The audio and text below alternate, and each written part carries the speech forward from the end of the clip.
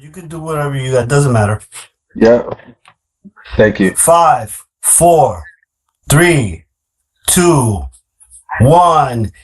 Hello, everybody. Thank you for watching this video. This is nycboom from the Double A Club podcast. You can follow us on Spotify, Amazon, Apple, and any podcast application that you have. We're on it, most likely. This is our YouTube channel, and we have a special guest, and we're going to be talking about a lot of things, especially in the martial arts world. And I have a special guest right here. Introduce yourself. What's happening, y'all? My name is Coach Flex. I'm a professional bodybuilder and a current Brazilian Jiu-Jitsu practitioner.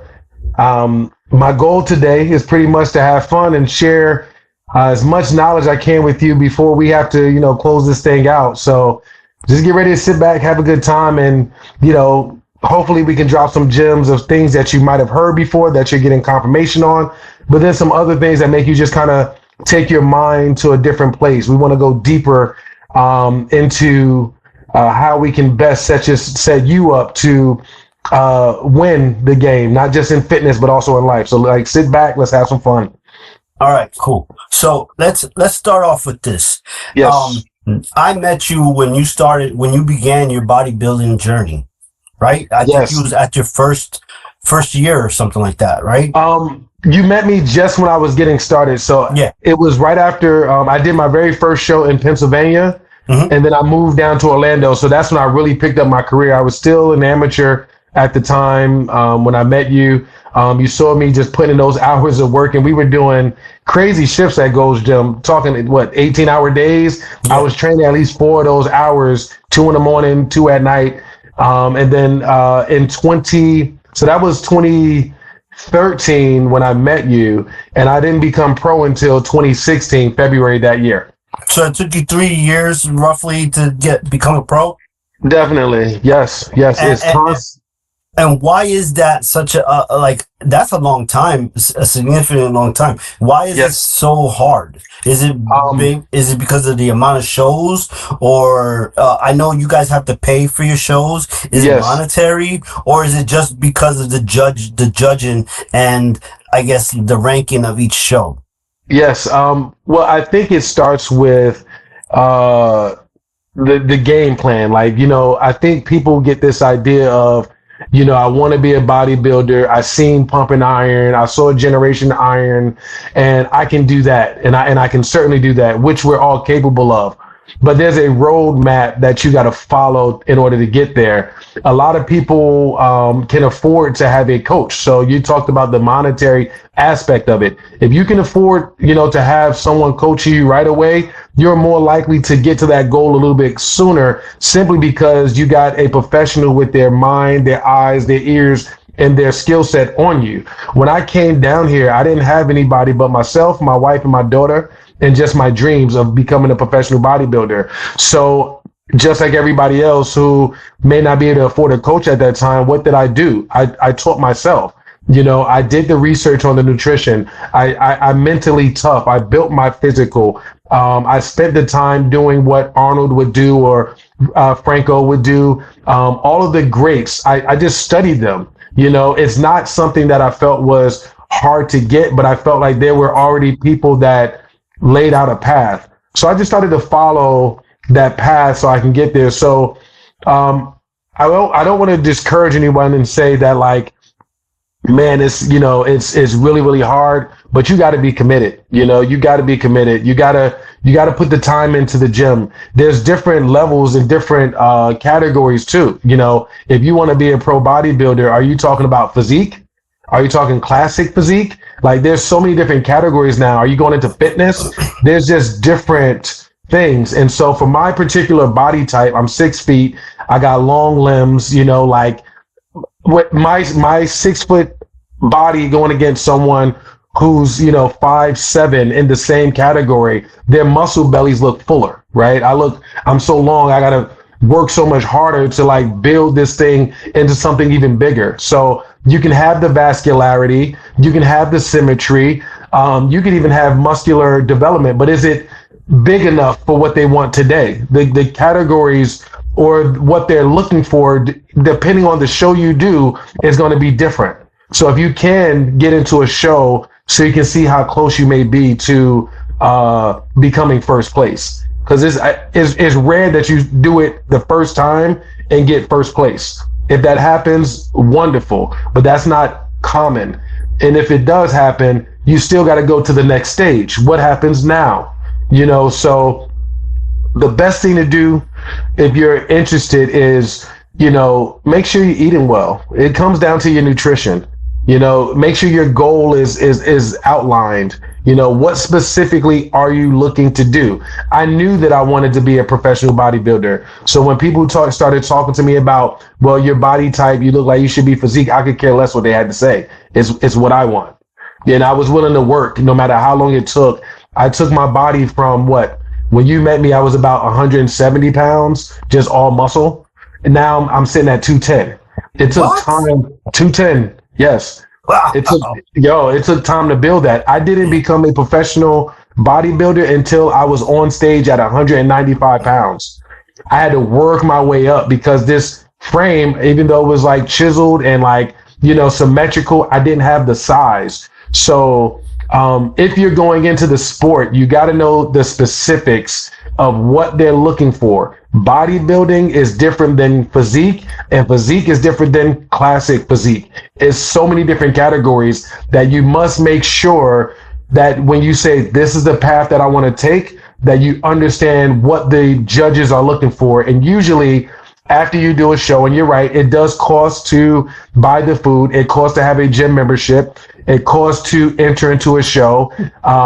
It costs to buy your outfit, your uniform for the stage. And so it can be financially taxing, so definitely if you have a great uncle or someone that can supply you with the little extra dollars that will definitely work for, that works, but also give yourself an opportunity to, work for yourself, find a way that you can supply. If this means something to you, find a way that you can make this thing become a reality. And for me, it was becoming a coach and getting right into the gym.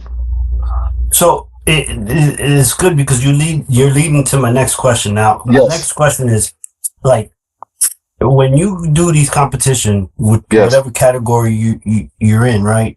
Yes. How is it? How do they judge? Because to be honest with you, for me looking at these competitors, you guys all look incredible. You all look the same, bro. Shorter, height, taller, whatever, all that stuff. But you guys are all ripped, jacked, and everything. How can you pick a winner when everybody looks the same? There's really no difference. You guys look like superheroes up there. You know what I'm saying? How does that, how do because you're saying your journey, you started at 170, right? Yeah. And you was lean as hell. And you did not you wasn't a small guy for 170. No. So, and you telling me that you had a hard time getting competition because of your dimensions and everything compared to other people because they were shorter. How do you grade that? You all looked incredible. You looked incredible off season.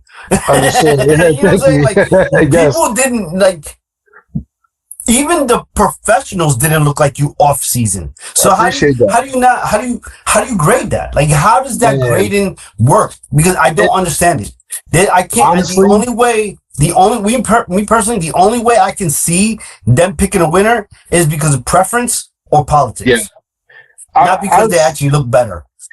I can see it looking like that, but that at times, most of the time, is not the case. Just like you're a coach. And I used to be a coach. No more. Yes. Yeah. I can't do that shit no more, bro. I'm not like you, man. But you had the coach's eye. Yeah. You can see if a person is eating according to your plan. Mm-hmm. You can see if they're stressed out. And when you're on stage and you're under those lights, you can see, if it's a fitness category or a physique category, we're thinking more beach body. The muscles are, of course, round and they're full, but there's more of this glossy look to it. You're going to go to the beach, right? those are the beach muscles people talk about. You kind of get this instant like image. When you go into like bodybuilding, the detail work gets even more sharper. There's a dryness, a peeled look is what you call it, and that's and what happens is Can you go into more detail on that peel look in case some people don't know what you're talking about? Like, what is it that you mean? yes. Okay, so when I mentioned in fitness and physique, there's like this smooth, shiny, kind of watery, glossy look to it. In bodybuilding, there's a dryness, almost like if you put a lemon in your mouth and it gets real sour or real like kind of like stuck together. Like when you go through the different like carb loading and the water loading cycles, it shows off your physique a certain way. So with bodybuilding, even the other competitors that get on stage, we are doing our best to show up at a certain place by a certain time in a certain window so that our body can be at its ultimate peak performance. And that only happens with like nutrition. It happens with nutrition. It happens with proper like water cycling, and it happens with like trusting your process. I mean, how many people have I seen right before they are about to go on stage after, training like 18, 20 weeks, and all of a sudden they're downing all this stuff that was not a part of their programming, their plan. They started to lose it mentally, seeing the other guys or ladies when their body is already where it needs to be. There's nothing you can really do about it. Little things at that very last moment. So yes, it depends on what the standards are of today. I haven't competed. My last show was in June of 2018, just when I started my jiu-jitsu journey, and my son was born. My second child was born, and at that time I knew I had to step back from professionally bodybuilding and now transition into something else that made more sense for my time. And during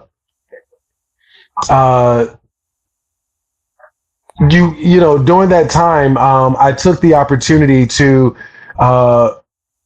with that being like the last show there in 2018, I brought that up because the standards then are definitely different than the standards now in 2018.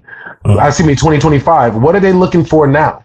Right? Like I've heard things from like the old school bodybuilders who are saying like, these guys are getting way too big, right? They're getting way too big. There's too much stuff happening. We're getting away from a certain look, and that certain look now created the birth of classic physique, right? It is this space between like, I want to work my legs, I want to work my upper body too, but I'm not going to get to or grow to this particular size because bodybuilding itself is starting to get a little bit kind of ridiculous in some areas. Now, that doesn't mean to say that you still aren't getting the best bodies out there, but you're right. It can be so confusing because you need to know whose particular show is it that's running that show. What is their particular criteria? And most of these shows, if not all of them, will list it. Here's what we're looking for. Now, if you're able to do that because you have like this great understanding of how to do that immediately, then wonderful, which I think is pretty much no one, right? We have to find people that are already doing it. We need to get coaches helping us depending on where we are in our journey, because we each need to grow into our best, bodies and have the opportunity to do so. And that just takes a little bit of time. It takes commitment. Like bodybuilding, classic physique, anything in that industry is not easy because you're not just being challenged with, can I get on stage? That's a different type of fear, right? A lot of people can't even get on stage. That's different. I'm talking about like, will you stick to the nutritional plan for 18 weeks? Will you go and exercise, 2 a days, 18 weeks? So how many hours when you were getting ready for competition, roughly? Because people have this misconception that they could go in an hour a day, and you can, but you're not going to compete. Yeah, I mean, you can an hour's worth of time can be effective. We're finding new methods to, be more efficient.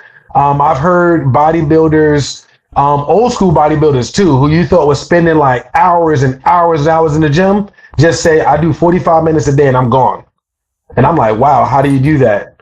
You know, and it's because of the other things in your life that are on point, like there's stress management, you know, there's nutrition, being really on top of that. The 80-20 rule is really, if you're competing, is more like 90-10, 95-10, depending on how much, 95-5, depending on how much you can be disciplined, and eat, you know, boiled chicken, you know, that in itself is a process. How can you recover? You know, are you patient enough to take a day or two off? Are you willing to do 2 a days or 3 a days? You know, it's a process, and it doesn't just happen, you know, overnight. It doesn't just happen overnight. So you said that your last competition was in 2018, right? Yes. It's been quite some time since you haven't competed, and they've made some drastic changes in a lot of these competitions now. They have. How do you feel about, is this going to be a two-part question? Okay. Can I ask one thing before you do that? Bro. Of course. Can we pause for 2 seconds to use the bathroom? Is that possible? Of course we can pause, man. Thank you. I apologize. I just been drinking. Two-part question. The first two-part question. This is the first part of the question is in bodybuilding, right? Mm-hmm. They've added a new category. I think it's bikini for male or it's like some strange. I don't know if it's bikini, but it's something. I don't know where they have these weird looking, I don't know, trans men or something. I don't know what it is. It's weird. Yes. And the second part to the question is, how do you feel about these people who go into the competition and not even fucking fit? Like, they don't even do anything. They just go up, and it seems like they just try to make a joke out of it. I don't know. Maybe it's not a joke. Maybe they're just doing it for confidence. But for us as the viewers looking at it, I see a fat guy up there. That's laughable. Yeah, you know, so everybody's journey is different. Everybody's journey is different. And it's hard to say, you know, because there are so many different categories now. They have categories for people who are disabled, you know. They have some categories for people who just want to say the term fitness. You know, I exercise and I dropped like, you know, 300 pounds, you know. There's categories for everything. I believe, again, it was my statement earlier today of like, everyone deserves the opportunity to see what they're made of, you know, and do their best. And for some people, it's not always about the aesthetics. It's about building confidence. You know, I was a heavy person. I'm now light. You know, it doesn't matter that I don't have muscle. I'm just not as heavy as I used to be. I can now walk upstairs. That's a win. You know, I can sit down and not like my knees don't hurt.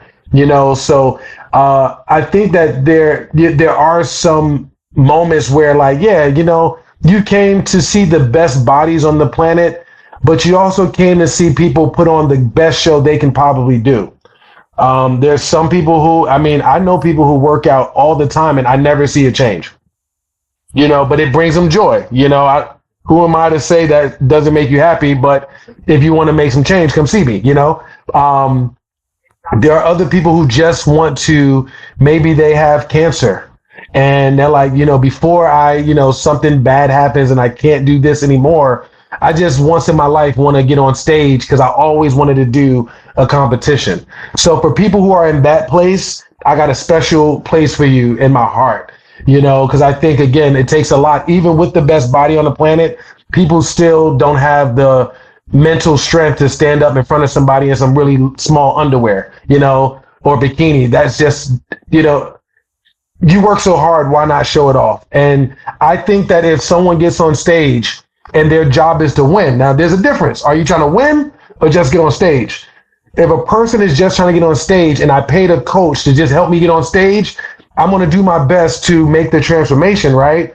But before I put this person on stage, I'm going to ask that person, is this where you want to be? Are you satisfied with this? Was this the goal? Because if my name got to stand by that, then you need to be in a proper category. This is a just get on stage category, right? If you're going into fitness, let's look at that criteria. I got to get you there. it is my job as a coach, if this person has a coach and I'm going to put them on stage, I'm going to make sure that they're ready to be there. There are a lot of people that are not ready. There are a lot of people just taking people's money. There are a lot of people that don't care about their own name or their own brands. And they're, you know, this is the representation of this person paid me, because people are desperate for money.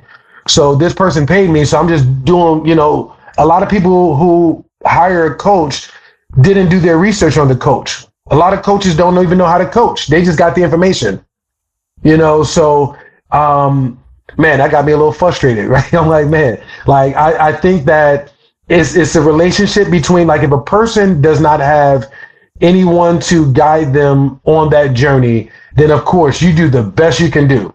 But if you have guidance on you and they still put you on stage, that's on them. That ain't on you. And then I think that's on you too, for not being aware of what you look like. You cannot be afraid to look at yourself. If you want to get on that stage, and I'm talking about have the best representation of yourself, then you need to look at yourself, and the coach needs to instruct that person on how to do that, so they know what they're being looked for, you know, what the person's looking for. A lot of people will just take your money and just kind of feed you like you're doing something, and then you get up there and it's not what you expected. You can't be surprised if that's what you've been practicing the entire time. In regards to, I know you mentioned people of like different, I guess, you know, I'm not sure of the genders proper term today. Yeah, you know, I want to be, in this world, you got to be politically correct. I don't know if that's LGBTQ. I'm not sure is trans in its own place. I'm unsure of how to properly, you know, just say unsure category, because we're all unsure. Perfect. So in that regard, again, life for human beings is tough, and life has been really hard before COVID. It was even harder during COVID, and it's been very hard for people after. Some of this stuff stems back from early childhood development. Mm-hmm. I'm not sure, you know, how to properly, I guess, address the person. But I do believe that each person under God's love, I'm a person who believes in God. I try and do my best to love with God's heart and God's love. If there is a category for you to get up there and perform, you better kill it. That's all I'm gonna say. Like, if you're gonna make me, if I'm gonna be sitting in this chair and this is a category that I typically would not watch, then give me something to look at, and I want to make it good. You know, get up there and absolutely go, man, that, whether male or female, they, however you address yourself, they got up there and they killed it. The music was great, the performance was amazing, and the body was spectacular. That's what we go there for, the shows. Like, when you go to a competition, it's not about he or she or if you like this or that. It's like, I'm looking at all these different bodies. What makes that body stand out? What personality after I see the body, because I might feel the energy first, I might feel the body first, or see the body first.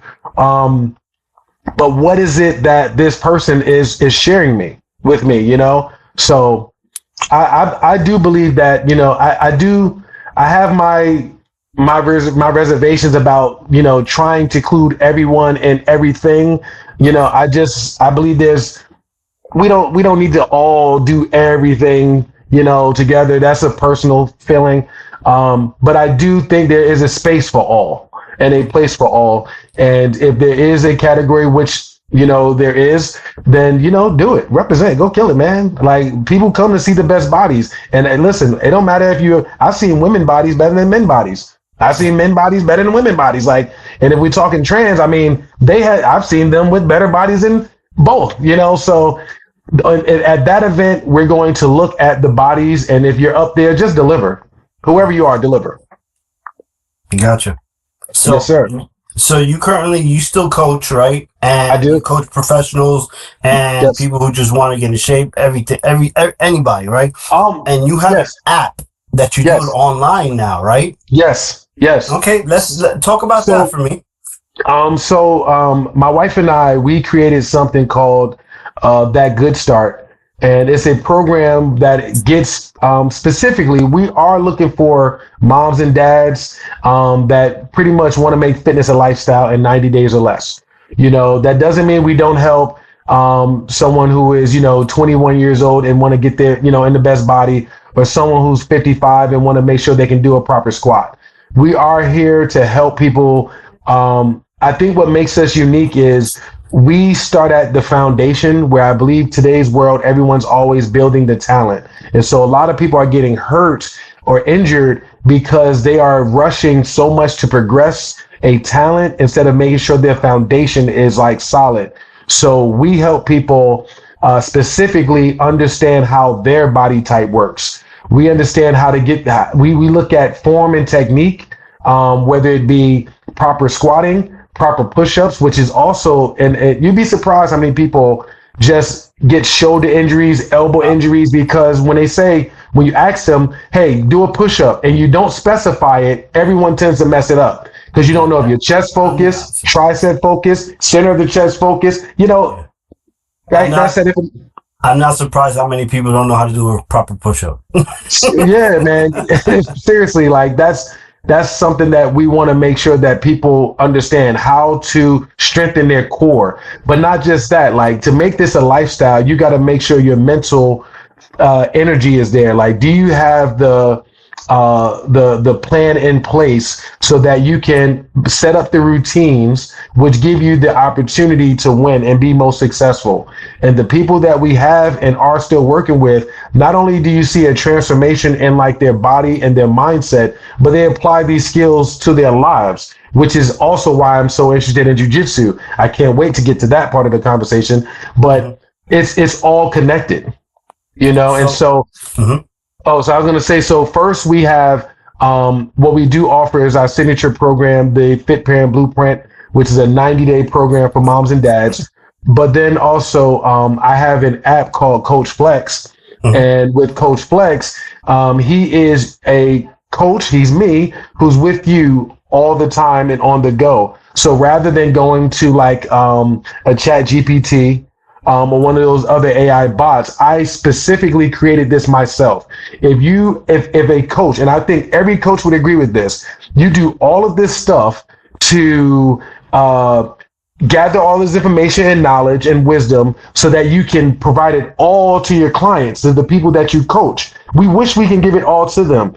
I took that and I put it into Coach Flex. So where ChatGPT, if you ask ChatGPT a fitness question, you may get something known as a hallucination. It will tell you that it's correct and believe it's correct even when it's wrong. Where Coach Flex, I specifically built this AI, this coach of myself, because my clients would want more time when I was away. How can I get more time with my family? How can I go on vacation and not have to work? So they can ask Coach Flex, myself, or they can ask Coach Flex, the AI version, which pretty much, if you ask me, what's the difference between vitamin B12 and vitamin, D3, I might have to go check my resources, but Coach Flex can tell you in a matter of seconds. So I'm just trying to make sure that when someone asks for, 24-hour coverage, 7 days a week, they can actually get it, where we as a human being are unable to do it, but Coach Flex does. Awesome. So what else does your application provide? We know it provides fitness. Does it apply nutrition? Does it apply mental health? What else does it do? So I like that question because we do that. I like that question too. Yes. We actually we design your fitness program. We can make it very personalized. It offers your nutritional program. We can provide you a nutritional plan for 5 days a week, 3 meals per day, 4 meals per day, 7 days a week, whatever fits your lifestyle. But it also gives you, a lot of people get into should I count calories or should I not? How important is that? I think it's about awareness. If you are going into competition, you're going to need to count your calories. Like you must know that.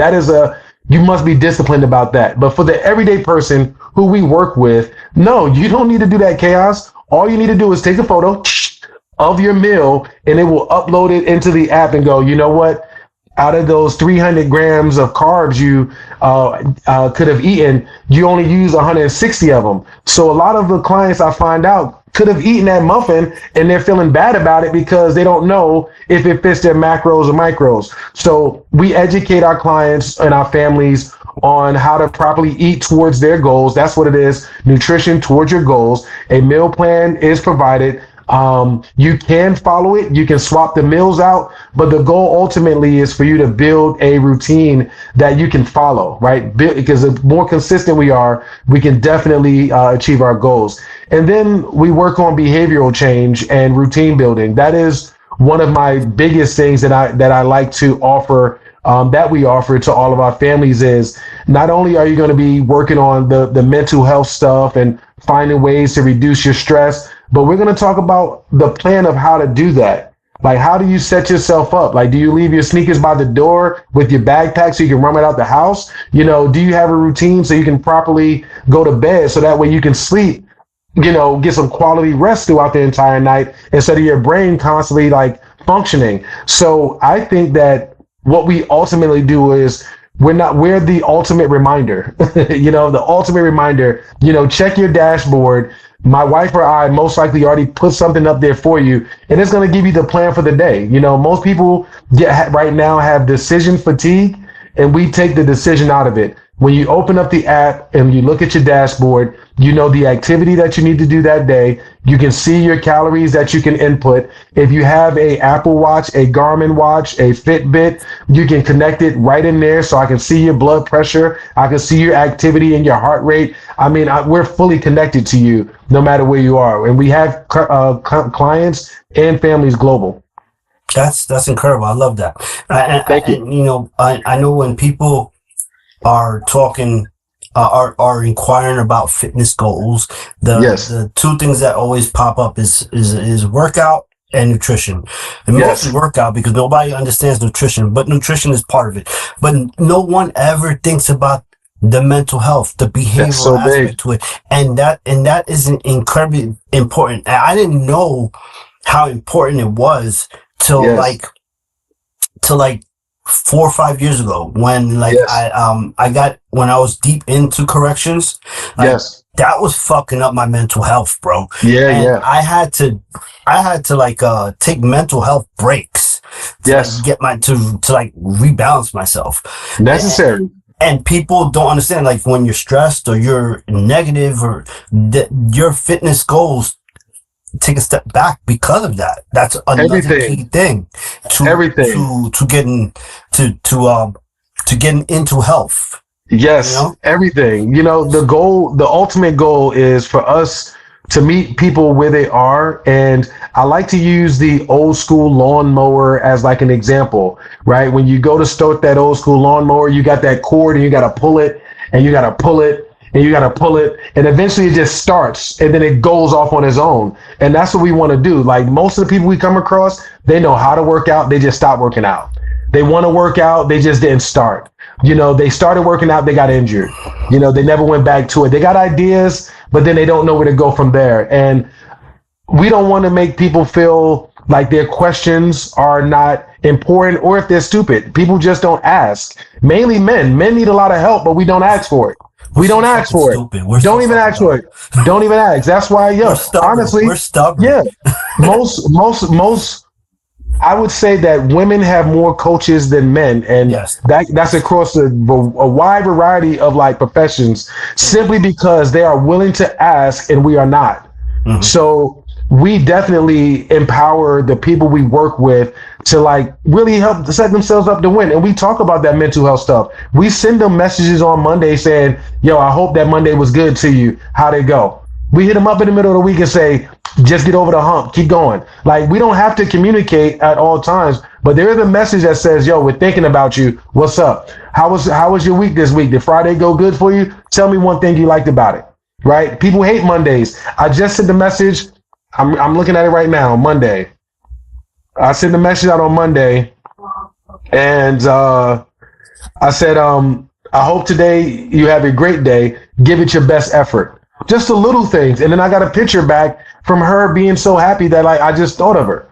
You know, so it's the little things. I have a client right now. We were supposed to meet, and she travels all over the world. We haven't been able to meet in 2 weeks, not because she doesn't want to. She just does not have the time. Does not have the time. I'm still sending her those messages. Hey, when are we going to exercise this week? What is that looking like? How's things going for you? You know, and I ask her one or two questions. I don't want to overload her, but I'm letting you know I'm thinking about you. I send her voice memos. I type to her as well. And she'll say to me, you know, I'm really glad you sent that message because, like, I didn't think no one was thinking of me. I was just all alone doing this whole journey myself. And someone actually cares if I move or not. People think you got to go to turn into a bodybuilder. No, we need to get you moving. So I will talk to people until they can move. Doesn't matter what step you are in. And it's crazy that you bring that up because I think that's one of the things that made me kind of successful as a trainer when I was working at Gold's Gym, and even before that, because I always contacted my clients, and trainers nowadays, they don't do that. There's no conversation. It's just let me get your money. People think they're doing the right things and then they get injured. Yeah. They get hurt. There's no accountability, no responsibility. You got to stand by your brand, man. Like, you know, I've been doing this since day one. This is who I am. They don't even confirm the appointment. Not at all. You know what I'm saying? Like, yeah. But you know what? That's why we got to reach for them. We got to reach out to them. Like, as a coach, that's why they pay us. They pay us because they don't have the strength. They don't have the energy. They don't want to work out. When I worked at Gold's Gym, I used to be like, why nobody coming to work out? What's the problem getting here? Just get here. Then I started working on myself and was like, you know, and I left Gold's Gym at that time and I started working for myself. And I used to have to go to the gym and go, man, it takes a lot to get here. You know, so kudos to the people that can make it to the gym every day. But in reality, a lot of people don't have time.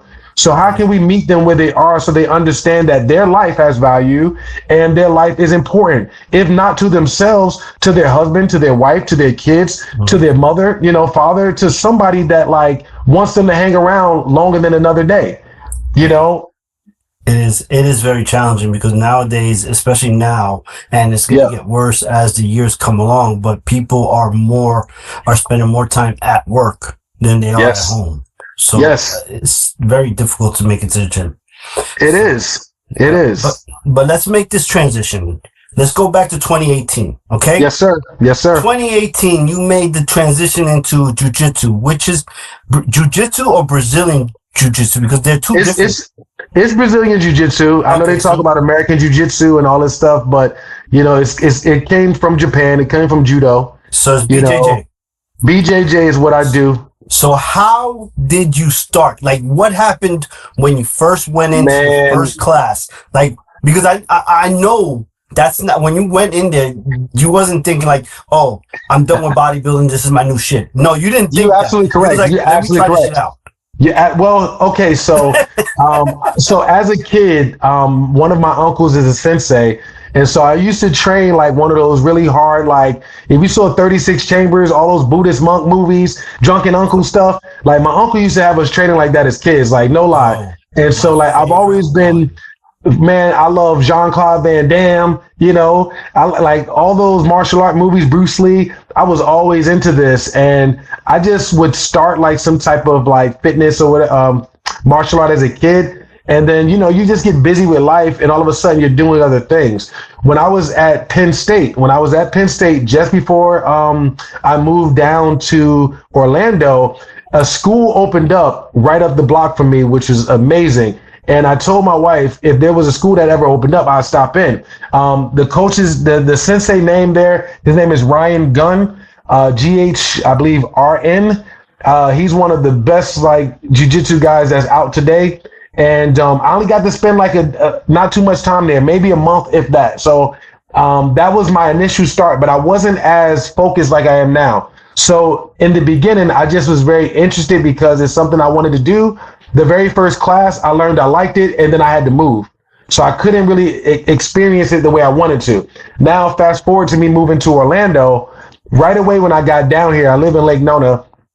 And there wasn't a school open right away. So I was just being a dad, doing fitness, and staying in that category. But I was watching the martial arts world, watching Brazilian Jiu-Jitsu, watching the UFC, all of these guys. And I'm like, man, I told my daughter, I told my wife, I'm like, man, if they open up a school around here, you better believe I'm on it. I'm on it. And I kid you not, I was driving out of the parking lot of my daughter's school one day, and there was this big banner, FRBJJ Lake Nona. And I'm like, okay, it's down the block. That's a sign. I got to go. And so I went to the very first class. It was like 7:30 at night. It was actually September the 5th of 2018, September 5th. And I remember that because my son Miles has the same start date as I have just years later.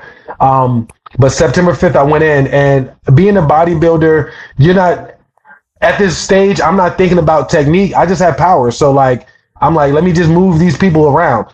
I had a grappling session, man. They were licking their chops when they saw you, man. They were like, they was looking at me like I was crazy, bro. But let me tell you what's even crazier. What's even crazier is one of my grappling sessions was with the 12-year-old kid. 12 years old. I know he humbled you. Bro, bro, listen. So he was able to withstand my power. He was willing to overcome that. He was willing to work through all these different body mechanics to find some comfort. And eventually, with all these muscles, I got real tired, bro. And it's my first session too. The cardio there is just different. So, you can't train for, just like you can't train for wrestling, you can't train for jiu-jitsu. You just got to go. And so I remember that first class, and I mean, this kid, he withstood all of the stuff I was doing. And mind you, I had no skills, so I just kind of laid on him, made it hard, just try to hold him down. And he eventually got to my back and he choked me out. And I was like, yeah, that's real. It actually works. And when it was over, I just kind of, kissed my teeth, and I went to the sensei and I said, excuse me, sir, would you happen to have a manual so I can learn how to do this? It just was really bad out there for me. Can you give me a manual? He's like, what the hell, manual? Man, you better get your ass on the mat. That's where you learn. Go on the mats. I said, say less. I took my bags. I went to the car. I was about to start the car, and then I felt my stomach coming up, and I just opened the door. I let it all out in the streets, man. And I was like, yeah, I'm in love. I'm in love because it wasn't like I did something it wasn't like the kid did something real wild and crazy, nothing hard. He just was tough. He had skill, more skill than me, and he was willing to go. He had the stamina, and I'm like, yo, this is a kid that's 12 years old, man. Bro, And he knew that you were going to get tired. All that muscle. He knew. Gets weaker really quick. Sure when does. I used to do martial arts, Yes. when we would get a new student in there or someone who's curious about it, and they thought that they were the hot shit, like they could do anything because they were stronger. Yes. That was a lesson hard to Humble learn. pie, bro. Humble pie. Yeah, and we did it on purpose. Yes. You know what I'm saying? We did it on purpose because we want you to know that that's not what's going to get you by. For sure. That's love right there. That's love. And a lot of times people wouldn't return. So it's very rare that you did return. Sure did, man. Sure did. Every day. Every day. A lot of guys' egos would be shattered and I'm like, fuck this. I'm not going back to that shit. Man, you know me, man. I'm like Goku. I enjoy the journey. I enjoy the process. I'm addicted to completion and success, but I really love going through the process. I'm not afraid of doing hard work, but hard work isn't really hard when you're enjoying the journey. You should be challenged. You know what I mean? You should figure out how to, take care of yourself in this world, but you're right. What is the stat? They say about 80% of the people who make it to blue belt, just leave. Mm-hmm. They just leave that. It's rare. The further up you go, the more people fall off.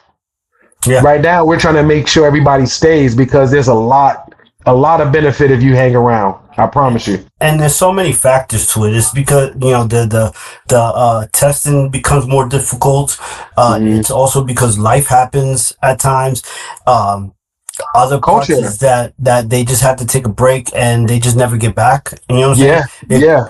Also, it's finances. For Sometimes they sure. just can't continue to afford it. So many factors that happen on that, but it is true. It keeps getting higher the percentage, the higher Yep. your belt, you go up in belt that people go through. But that's That's why the right. belts are so rare when you get That's right. It when you takes get to 10 those years. colors. It Yeah, takes an average and of 10 years to get a black belt. you are. I'm a brown belt, one stripe. Wow. So So I how many got more 3 stripes stripes? to go. I got 3 to go. And then the black belt is here, and there's no rush. I'm not rushing it right now. I'm enjoying it, man. I got a Don't lot rush more it. to learn. A lot more to Don't learn. rush it, man. Don't rush Yeah. it. I've heard the difference between a brown belt and a black belt is that the black belt can teach. Well, yeah, you think I think They you're really already you're already because coaching by. yeah, you know everything already that a black belt does. Maybe it might be the black belt might be a little bit more polished, but he's able Well, to teach also. So I mean, like, there's no real difference with the brown and black. I don't want to say there's no real huge significant difference I don't because you know. can see a brown belt beat a black belt. For sure, but it's not Yeah, about beating. no, Like, it's not. you know, But I think there is, and I'll let you know when I get black what the big difference is, because I can tell you what it feels like going from white to blue, and I oh, can tell you well, what it feels like going from blue to purple, yeah, and I can tell you what it feels like going from purple to brown. yeah, And one thing that is definitely consistent going up is the ability to be more efficient yeah. and to be more effective. Like, margin of error definitely gets heavily reduced. Well, I know from my experience, right? All those belts that you mentioned below brown are Yes. all significant. Yes. I think the only belts that is not significant, or the significance is very minor, is the Yeah. brown and black. Yeah. Yeah. That's the only two belts that is not really much, like, there's very little difference. You know what I'm saying? Mm-hmm. So I know you can tell me the difference on all those other belts, but you're in a brown belt now. You Yeah. are a brown belt. Trust Yes. me, when you go to black, it's not gonna be that much of a difference compared to the other belts. Yeah. You know I've what been I'm saying? asking. Maybe I've, little.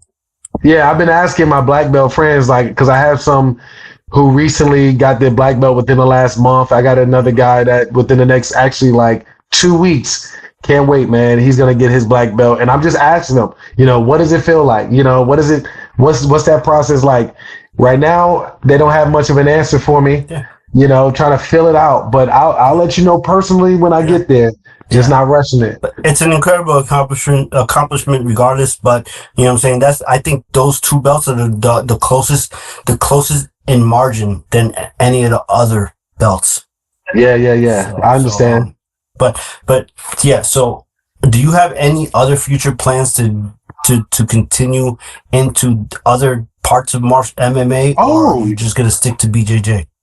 right. So, do I train other things is what you're asking me, and I'm going to say the answer is yes, because so for anybody that's interested in martial arts in general, because they go, where should I start? Should I start with boxing? Should I go kickboxing? Should I do Muay Thai? Should I do, jujitsu? Honestly, you got to start with what you feel you love, enjoy, and willing to go through the fire for first.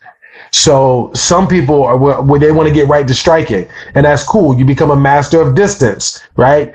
Some people want to be kickboxers. Great. You become masters of like distance with your feet. Wonderful. What happens when someone gets inside your hands? You got elbows, right? Now I'm thinking Muay Thai, those type of fighting, using my knees. But what happens when you get the chest to chest? Now that's wrestling, and then like we got jujitsu. So I think they all work hand in hand together.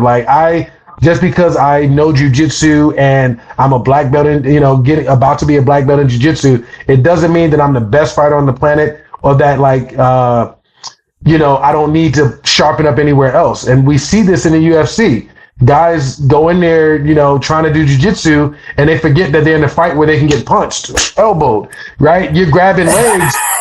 You're Thank grabbing you. legs, but you're in a jujitsu, you're in a UFC fight, right? Some people, this is fighters IQ. A lot of people don't know how to turn a switch off. Yo, You don't know how to turn I the switch off. You I got to be able to watched these. transition.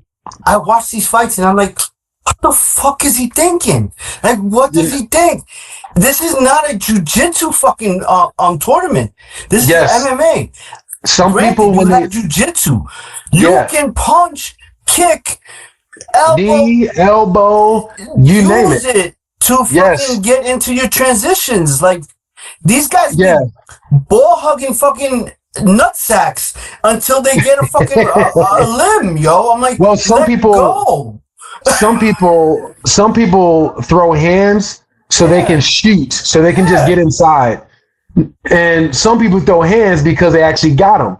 Yeah. You know, some people throw hands just again to get inside so they can get to jiu-jitsu, which is very effective. I mean, there a lot of people, especially like world champions, strikers, someone get chest to chest to them, somebody take them down. I've seen them lose, you know, because it's an unfamiliar place. Yeah. Anything you don't know that is a new place, you are in trouble. So in a place like UFC and MMA, you know, fighting, I think a lot of times fighters are pushed out too fast. Maybe not because of their coach, maybe because they have the money and they're like, if you don't put me in a fight, I'm gonna just go pay somebody that will. You know, I don't know the mindset of each and every fighter, but I do know that like every fighter, just because you have the skill isn't a good fighter. You have the skills, you do well in class. It's a lot of people, it doesn't correlate to a real fight. You know, some people, you know, grapple and they do classroom work at high level. You know, they beat up on people that don't really, you know, have their skill set, and they, you know, may feel like they're on top of the world. That does not translate to people that really know how to fight. You know, depending on the rules of the fight, you got to be willing to have the skill set to get there. And you see the holes in people's games when they just believe in one practice versus all of them, which is why someone like George St. Pierre has been like one of the best well-known fighters, you know, because he knows how to incorporate the striking with the grappling and the submissions. It all works together. If I'm in a flow grappling jiu-jitsu match, then yeah, I'm just going to use my jiu-jitsu. But the moment you tell me I can throw some elbows and some knees, you better have your guard up, you know, because they're coming.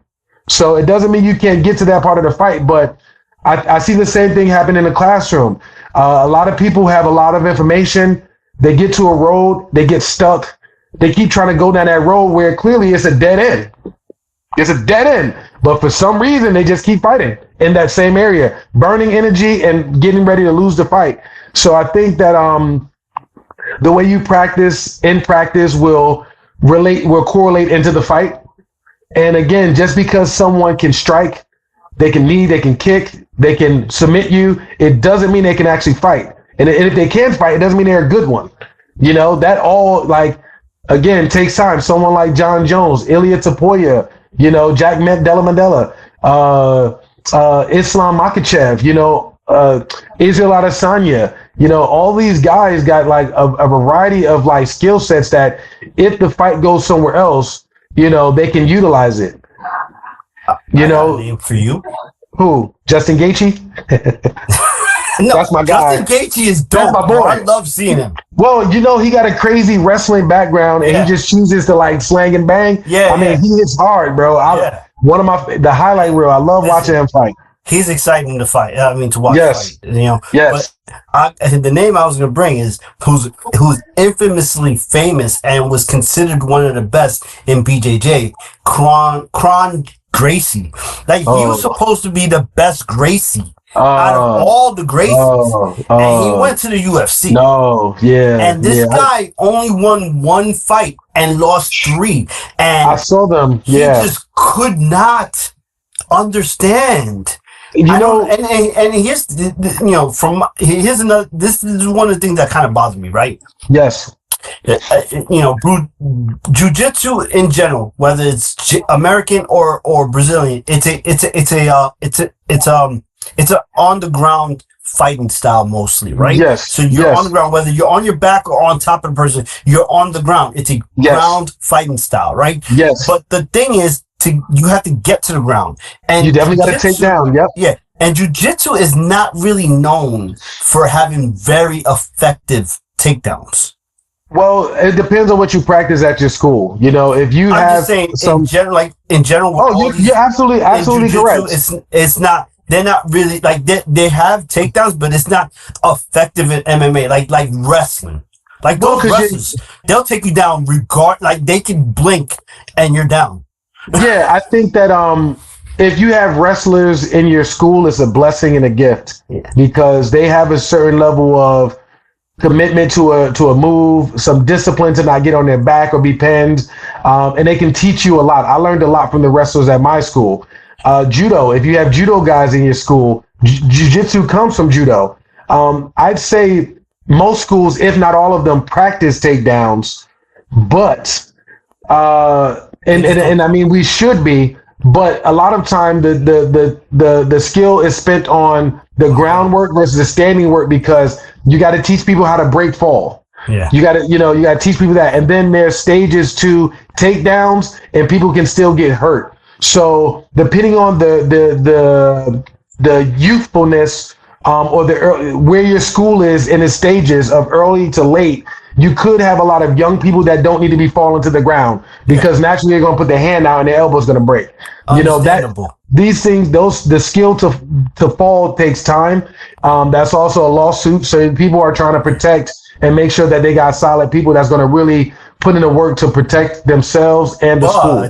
Yes, But a professional, for example, like Kron Gracie, who was entering an MMA fight in the UFC, he should have been working on takedowns because that's where your bread and butter is. Well, you know, I would like to learn what the conversation was between his coaches and him as a person because, I mean, Kron has a lot to live up to. So in a sense, it's kind of unfair to have the weight of his family on his shoulders. But you're absolutely correct. His performance in the UFC has been nothing less than trash. I have not been excited to see him fight and represent the Gracie name and brand, mainly because, again, it's not that he's not good in jiu-jitsu, but he has to fight a MMA style fight. And a lot of people, when they get in trouble, will revert back to what keeps them safe. So his coaches got to point it out to him where his opportunities lie. And then, hopefully, after every fight, win or lose, you always learn. After everything, I hope you go back and don't be so overly confident that you don't practice on those areas of improvement. I see so many people go, my striking's so good, I ain't worried about nobody getting close to me until they do, right? My jiu-jitsu is so good, nobody's going to be able to escape my back take or my guard when I get them until they do. I am never so confident or so cocky that I ignore the fact that that person across from me is still able and capable. And when you fight in the gi, everybody can tell you what belt they have on. You can see it, right? You see what rank they are. In no gi, you don't wear nothing. You don't have on a gi. You don't have on a belt. You just show up. Now you can't tell who knows what. Yeah. So, and that's more like a real fight in the streets, right?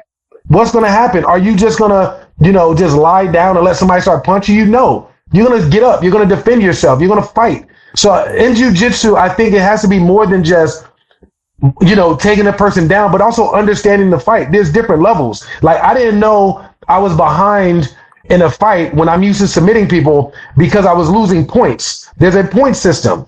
If you don't know the point system, you can't play the point game and you're going to lose it.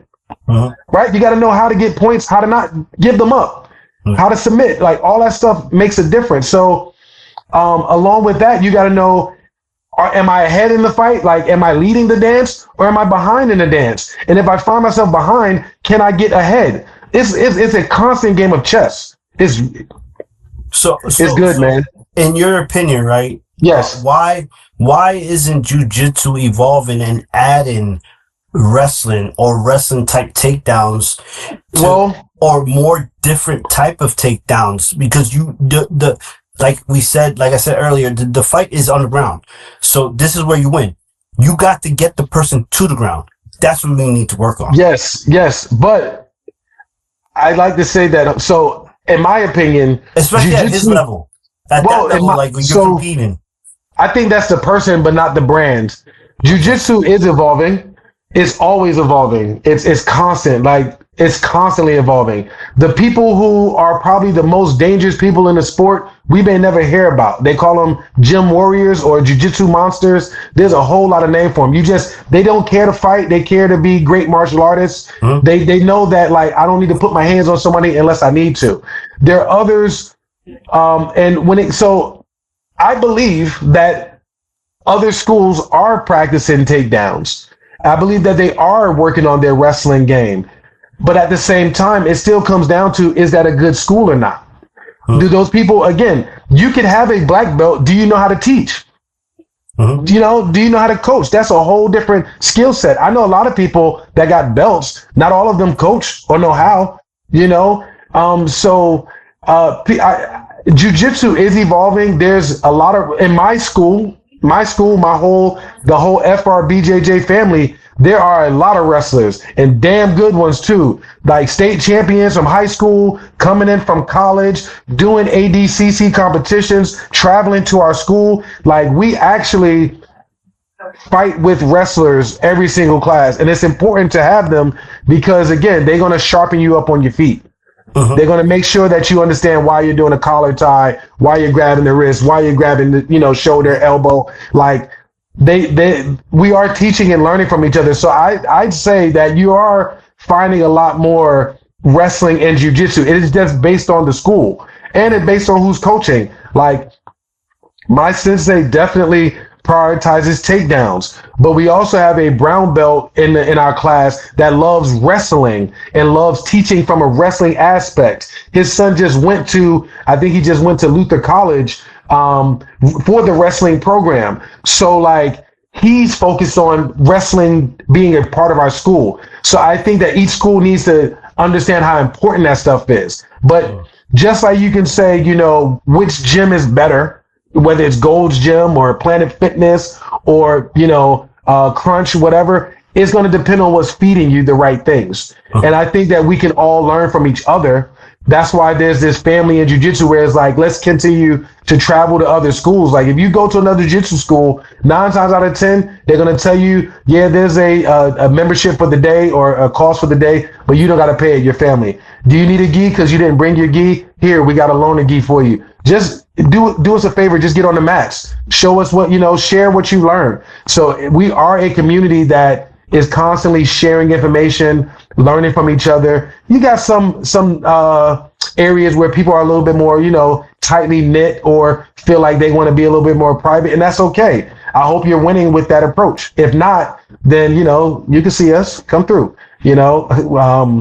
but the community itself is evolving, is definitely a friendly place. And you're going to see a whole lot more, definitely wrestling and takedowns. I think that a lot of people are afraid of falling. A lot of people are afraid of being taken down. And that's why people who do jiu-jitsu and stay with it, there's a certain pedigree that we all understand, just like pledging in a fraternity. When you go through the fire and you made it to a certain level, there's just absolute respect. So for Kron Gracie, there's absolute respect. There's no way he got to that level without, being a stellar student, without making sure that his technique and skill set is on point. Now, that doesn't mean that because he's a black belt in jiu-jitsu, he's now a black belt in boxing or judo, or even, that's where you start at white belt again. At least I have enough sense to go, I understand I have some things, but not all things. So when I get into this environment, I'm a beginner again. So maybe, he got into, some high level stuff and believed that he was high level. I'm not, trust me, when you get a chance to look at that fight, I don't know if see it again, bro. It's not good, I man. saw all 4 of his fights, bro. I don't want to see it again. Unfortunately, I was so hyped on this guy. Unfortunately, no one really cares to see him. He got to do something spectacular. It wasn't until you brought him up that I actually was like, oh yeah, he does fight in the UFC, because no one's thinking about him right now. Yeah. Pause. All right. So yeah. So I mean, I'm glad to hear that you guys in the jiu-jitsu community are sharing information to other schools and everything. And I just wish that, I just wish more of these fighters would incorporate more of this stuff. You know, like for example, I don't know if you got to see UFC 320, but I wrote down some of the matches that kind of stuck out, because Yes. they were jujitsu involved. Yes. The Patchy Mix match. Patchy He fought Mix. Jacob Wicklax, and I know Patchy Mix is supposed to be he's a huge guy, a huge star from another Yeah. promotion, and Yes. he's a jiu-jitsu practitioner, but the guy he can't, I don't know what it is, but he can't figure it out. Like, it's Yeah. just a different level of competition. And to be honest with you, I mean, to me, he doesn't use his striking to lead into a takedown for his ground. Yeah. Yeah. And that's the theme for most of these people, is that they don't have a strike game or a takedown game to lead to the ground game. Well, you know, I hope that, man, you know, I've been telling my wife, I'm like, you know, if any one of these fighters give me a chance to coach them, we're going to go a long way. I promise you that. Because, again, it comes down to IQ. You got to be able to see what's going on inside of the fight to not just save, you know, the other person, but to save your person. And I think making the adjustments, right? You got to be able to adjust in the fight. And you got to fight towards a person's strengths, right? They always talk about, oh man, he's so good at jiu-jitsu, blah, blah, blah, blah, blah, until you can't start jiu-jitsu, right? If you can't even get a person down, you know, if you can't do nothing vertically, right? You just, what are you going to do? You know, just try to like hug them, you know, they gotta, so I don't know. Like, I call it sniffing balls. That's what they do. Yeah, unfortunately. But I think that it just comes down to like fighters being like not just mentally tough, but also like being real with themselves. Some people think that they're so good they don't got to practice those extra hours in the morning, the extra hours at night. You can tell who did their homework. You can tell. You can tell. You can tell who is not just depending on one layer of the fight. There's multiple layers and levels of the fight that can go forward and can go back. And you got to figure out where we are. There's these infinite possibilities until you start something. So like, I don't know. I feel like I could give you, you know, the way I feel like I would coach this person, but I think it's different based off every individual. Do I need to talk to the person's mental? Because sometimes a person will have the skill, but they mentally just not there. They're not present. They might be distracted. They hungry, you know, like I don't know. Like there's so many different factors that go into the day of a person fighting, and a lot of people like to fight, but they don't like to fight. Like I agree. You know what I mean? A lot of people want to fight, but they actually don't want to fight. A lot of people got all these skills and got all these muscles and feel like they're so tough until you find somebody that's tough. Yeah. You know, like I think it's hard to tell with the Patchy Mix story, because I personally have not seen anything to see if he has skills or what his skills well, he has. I don't think the question is. No, does he have skills? I haven't seen anything from him yet, because I don't know what he did in his previous in the other promotion, because I never watched it. I just see what the product he's given in UFC. I haven't seen anything to even know what the issue is. I just know that he's not striking, he's not taking down to get to his ground. Yeah, I mean that's all I know. I can't give you anything more than that. But look at this guy, Marab. Marab, he fought Corey Sandhagen. Corey Sandhagen is a tough motherfucker. He's a beast, yo. Yeah. And Marab slaughtered this guy. He did. You know, there's multiple factors that go in there. You know, Marab is a machine. Yes. His stamina's up. His, you know, what I tell people, sometimes you need to get in the weight room. You know, like Marab is strong. He just might have been stronger than Corey was able to break his hands apart. You know what I mean? Like I practice my grip strength, you know, and there's a lot of technique that goes into that. Like Marab almost finished Corey in a second with a punch, you know? So Marab has multiple layers. And again, he trains with the Funk Master. And so with them training, you know, he got a strong wrestling background, you know. His wrestling background comes from Dagestan. No doubt. You know, they talk about all those Sambo guys. Sambo is no fucking joke, bro. One of my favorite fighters in the world is Kung Lee. And he fought a little bit in the UFC. But that dude, Sambo, was a menace. Yes, yes. I mean, I His think kicks sounded like 12 gauge shotguns, bro, every fucking time, bro. I was like, what the fuck? I'm looking outside trying to see where the shots are coming from. And yeah, it's this yeah, yeah. motherfucker kicking on TV. That's right. That's right. No doubt. No doubt, man. Knowing how to properly pivot and like transfer that power to go through something Mm-hmm. is certainly a gift, you know. But I think that like there's more of not just being manually able to do jujitsu. You got to be able to do it automatically. Mm-hmm. And you got to be able to not just practice all the stuff you're good at, you got to practice the stuff that you're bad at too. And if you're not willing to work on that, and that's why I think like, because what I realized is as I'm in the same classroom with a white belt, you know, we're actually learning the same move at the same time. Mm-hmm. What's the difference? I just been on the mat a little bit longer. I understand this a little bit better. But if you understand it right now, it doesn't mean you can't get it. You got to be present. You got to be sharp. And you got to understand the why. And then you got to have the reaction time. You know, some people will, even when it comes to live grappling, as soon as it's time to grapple, they go, oh, don't, you know, watch out. You know, I don't really want to, you know, they'll do stuff, but then like go right into a submissive position. I'm never going to get on my back. I'm never pulling guard. I don't care what the situation is, one person or 20, I'm not getting on my back. But if I should happen to go there, you're in trouble. You know what I mean? So I'm looking to take you down. People need to focus on taking you down. You got to start thinking of jiu-jitsu and fighting more than just like submissions and, you know, points. What's really happening is you're building self-confidence. You're becoming a master of close combat. Most people are afraid of people to get within a certain space, to get in their face, to get behind them, to get just within that range. You get real comfortable. I'll tell you, get on my back right now. I don't care.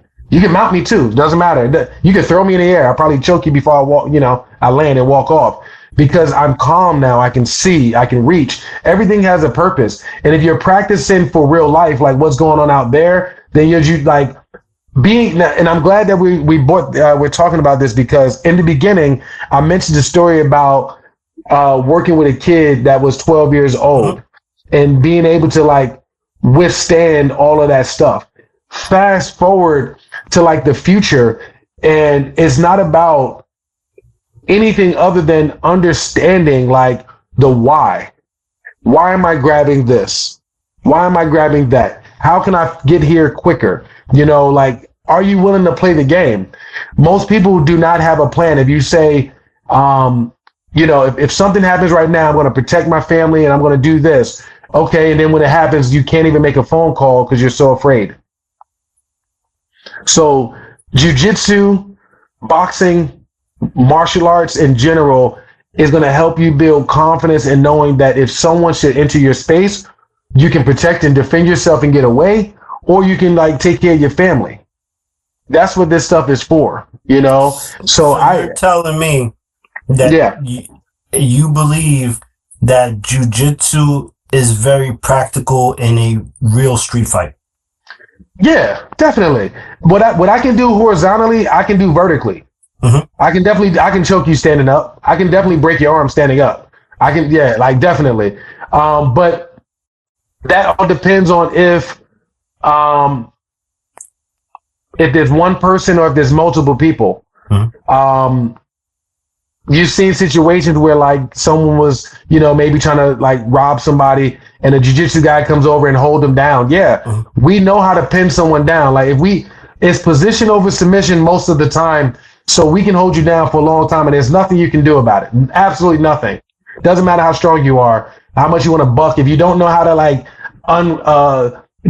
untangle the web or, you know, how to get out of the puzzle, you won't get out. It really is magic when you don't know what you're doing, you know? So it's very useful. It's very beneficial. And again, I think like females in general, when they get approached by an attacker, usually they either try to get chest to chest, right? Or they try to get back to back, like, well, chest to back, like behind them. And so that means you need to know how to protect yourself when someone has you like pinned in and pressed down. How can you get from that position, right? Of course, if I got hands, then of course I'm gonna try to keep you away first. But what happens when a person misses, right? So for a jiu-jitsu person, if you're counting on a person to miss, then I think you're screwed. I think you need to be able to defend yourself, send one of those back. Then we can grab, but it all depends. It all depends. It is. It's something that, like, again, there's layers to the fight. All fights start standing. If you're approaching me, I'm going to try to, like, keep you away with my hands, use my feet. If you get even closer, where, like, now you're almost talking, because usually people are like, I didn't say nothing about you. You didn't say nothing about me. That's already within punching reach. So if I got wrestling and jiu-jitsu, you're screwed, bro. You're already in my world. Once you get past the wrist or past the elbow, come on. I think the issue is that most people, when they start taking one of these martial arts, they think it's the end all. Like that's this is gonna protect me no matter what. Yep. And they don't understand that it's a tool. Well, it depends on what you're thinking. If you want to be regular, if most white belts on this planet in jiu-jitsu can take out probably about 60% of the population just off of being able to hold you down and possibly submit you, right? And that's the white belt level, right? Outside of that, like, you want to be able to make sure that you can, like, have an answer. You want to have an answer if said situation goes down. And I think jiu-jitsu, just like other martial arts, just prepare you for that. So yes, a lot of people do ignore, man, I need to use my striking. That's just evolution. Evolution. The person who is like, I understand that fights have layers. So for me, I don't think the person that if I come across them in the streets, I don't think that they don't know nothing, that they might just try to throw one punch and then, like, it's over. We're talking hood fights. I'm not thinking that. I'm thinking the person across from me is probably a black belt in jiu-jitsu, probably did some Muay Thai and knows some wrestling. I'm in for a long day. I mean, God forbid you run across one of the Diaz brothers in the bar. I mean, you don't want to fight those guys, right? You don't. They got hands. See, those are evolved fighters. They have hands and they got jiu-jitsu. Yes. They got feet too. You know what I mean? Brian Ortega, there are people that really got, like, does different layers. Now, how far you go into those layers is just different. Mm-hmm. Like, some people just want to have some striking. Some people want to be really, really good. Mm-hmm. Some people want to practice jiu-jitsu, and some people actually want to master it. Hey, listen, John Jones is really good in jiu-jitsu. Nobody knows it. Yes, he is. Nobody knows it because they don't see it. Yes, but he was one of the young evolved fighters. He's won a couple of his fights. Actually defended the belt. Yeah, with chokeouts. No doubt, and using elbows too. Yeah, exactly. So I mean, he got standing chokes, everything. Yeah. So currently now. Yes. When you are in your tournaments and you're competing, right? Mm-hmm. How much would you use as technique and how much would you use as strength? Because I'm assuming you haven't lost much of your strength. No, I've actually gained a whole lot more, which is incredible. That's why I brought up I mentioned the 12-year-old kid earlier, talking about strength. When I first got into jiu-jitsu, it was all about how much power can I use, and the only way you really know jiu-jitsu works is if you try and use jiu-jitsu. So I'm more of a cerebral guy. I'm all up in the brain trying to figure out how things work and how they don't work. And I today use probably about, if it's how much power versus like technique, I'm working on 90-10. 90-10 is my technique. 10% power. I wish I could lower my power down too, even more, because again, there's certain things that, like, if I set things up a certain way, I don't have to use power at all. I can just take control of your skeletal system. I know how to fight people like their skeletal system, so I don't have to worry about fighting their muscular system. That's two different things. They work together, and you can separate them. You can fight the top of the body, you can fight the lower half, you can fight it all together. You just got to know how.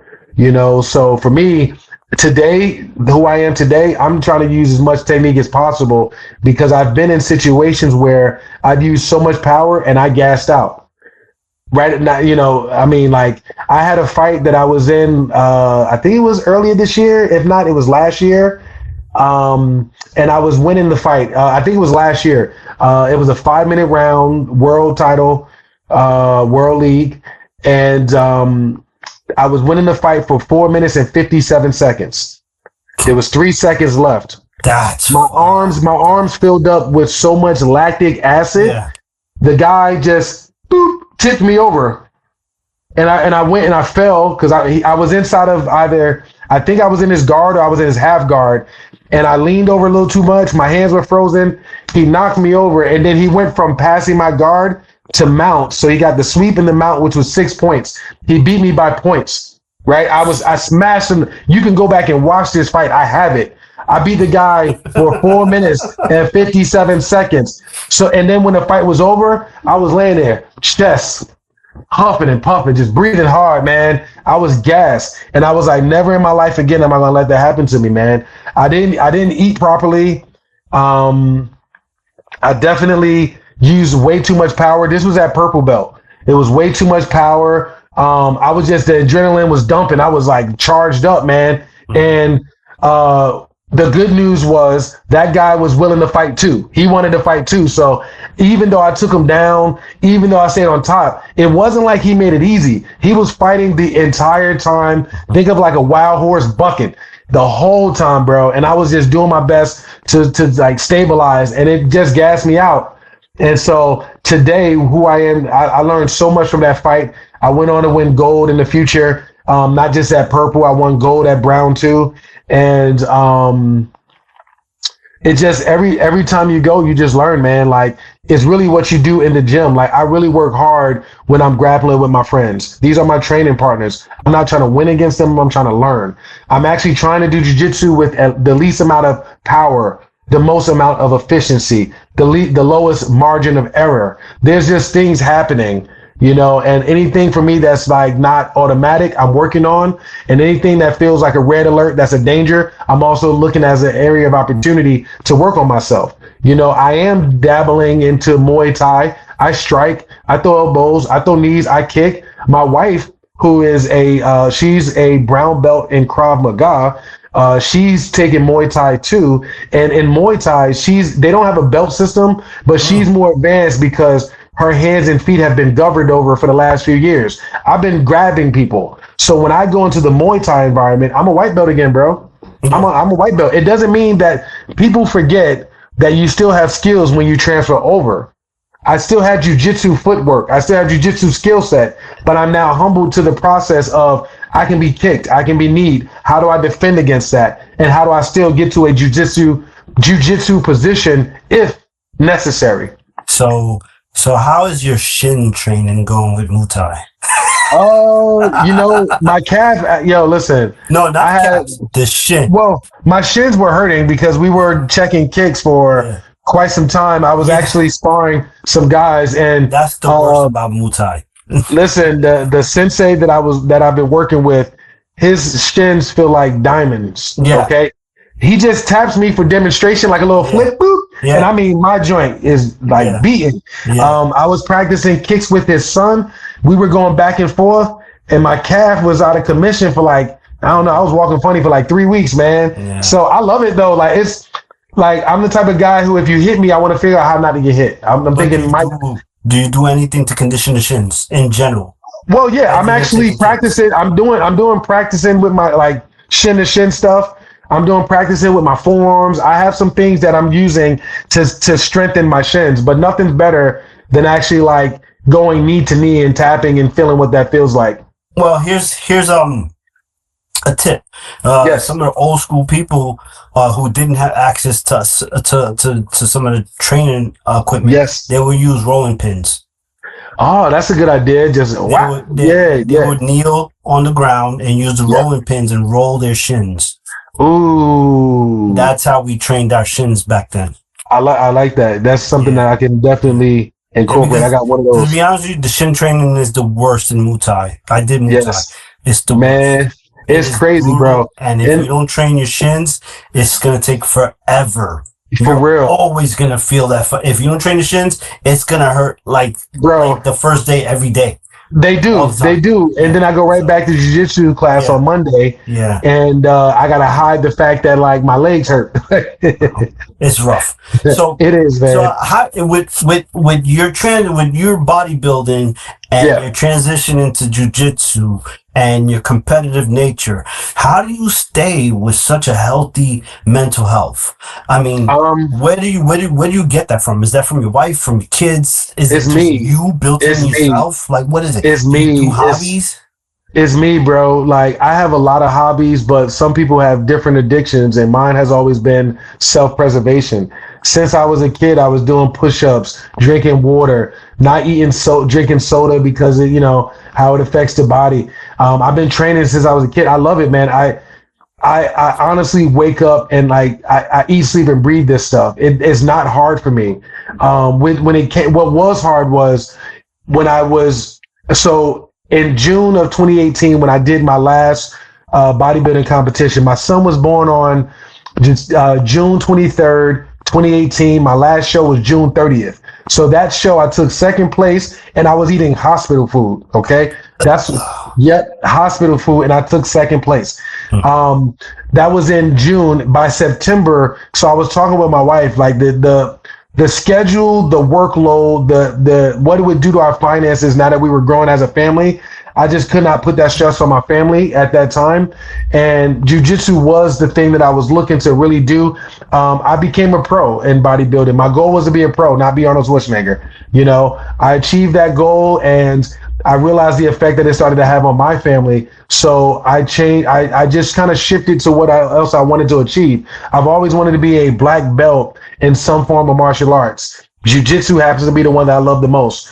And when I started in the beginning, it was hard because I was used to doing 2-a-day trainings in the gym, and I would find myself either missing a training session to work out, or I was missing a jiu-jitsu session to like build my skills. I was suffering, man. It was kind of tough in the beginning because I'm like, here I am. I actually got all the way up to 228 pounds. I got all the way up there, 228. And when I started jiu-jitsu, I went right down to 200, bro. Like I was burning muscle, burning everything so fast. And I just had to ask myself what mattered most to me at that time. The schedule wouldn't allow me to like really dive into bodybuilding the way I wanted to now as a family of 4. But it would allow me to do this as a jiu-jitsu guy. So I started going to more classes. I asked myself what I wanted.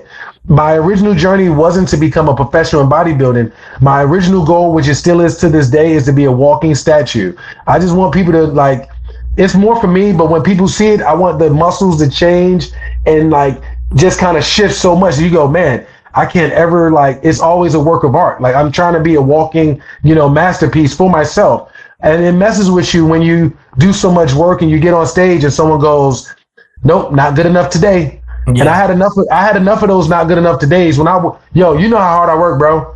Mm-hmm. You know how disciplined I am, bro. Yeah. It's tough. That's why I told you. That's why I asked that question about the judging. I think I don't know. Me personally, I think the judging is ridiculous because I just don't. You can't judge these. I just don't want to ever. I just don't ever want to give the responsibility to someone else. It could be a personal thing. I want to feel like I did everything I could. Cross my T's, dot my I's. I understand what you're saying, and in some regard, like that is true. But at the same time, I think that the best body on that day will certainly win. And I had days where I wasn't the best body. I've had days where I didn't give the best performance. And the day I won pro, it was my best to that date. I can be 100% honest. The way I looked, the way I moved, the way I felt. I remember weighing that day when they asked me, how you feeling? I said, I came here to win this. I didn't come here to just get on stage. I'm coming to get my trophy and go home. And I did. That's what happened. When I got to jiu-jitsu, I didn't even want to start competing. Like that wasn't a thing. I just wanted to do it. And I wanted to be good at it. Like I wanted to be like really, really good at it. And as a martial artist, and it made me a better person. People start off doing jiu-jitsu because they want to lose weight. But then then all of a sudden their mindset shifts and they go, I need to eat well so I can have energy for class. So jiu-jitsu, when they say it is life, it is. I became a better coach in the fitness industry because of jiu-jitsu. What I'm learning, just going through the levels, there's just so much more. And because of my coaching background, I'm able to help people in jiu-jitsu learn it even faster because I can help them learn it more simple.